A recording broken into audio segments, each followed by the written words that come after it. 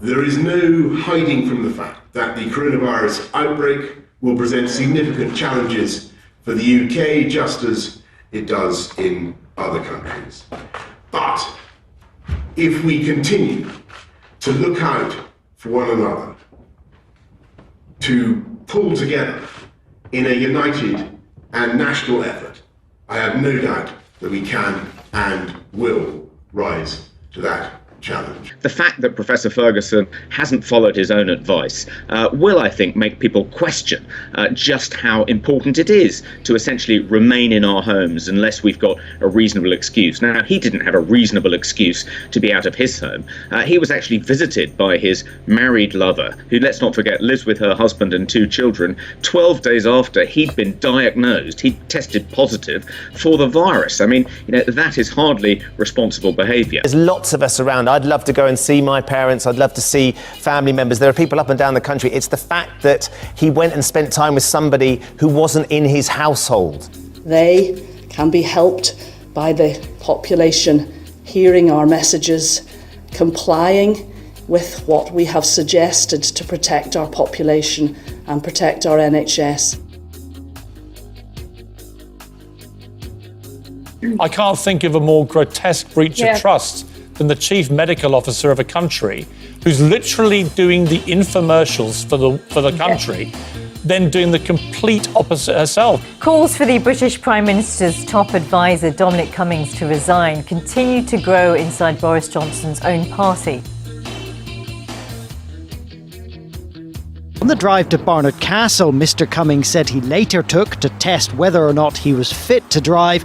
Durham Constabulary said they have concluded that there might have been a minor breach of the regulations that would have warranted police intervention. We absolutely cannot afford to relax the social distancing measures that we have in place. This advice is not a request. It is an instruction.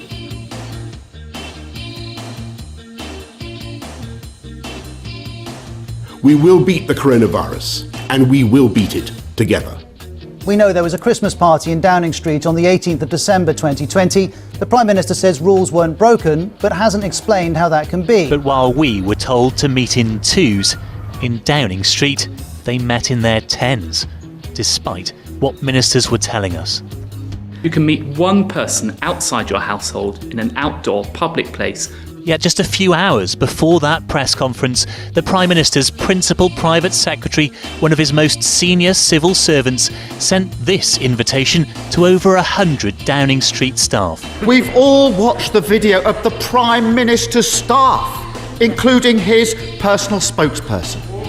They knew there was a party. They knew it was against the rules. They knew they couldn't admit it. And they thought it was funny. A video recording revealed by ITV News of Downing Street staff a year ago laughing at the suggestion of a party inside Number 10 breaching lockdown rules. This is recorded. His fictional party was a business meeting. And it was not socially distanced.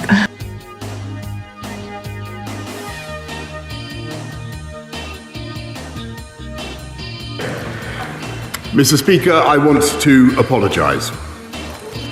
I know that millions of people across this country have made extraordinary sacrifices over the last 18 months, and I know the rage they feel with me and with the government I lead when they think that in Downing Street itself the rules are not being properly followed. And it turns out we thought right. After weeks of denials, the Prime Minister admitted that he did go to a garden party mid-lockdown. He just didn't think it was one. When I went into that garden just after 6 on the 20th of May 2020 to thank groups of staff before going back into my office 25 minutes later to continue working, I believed implicitly that this was a work event. This whole thing is total rhubarb.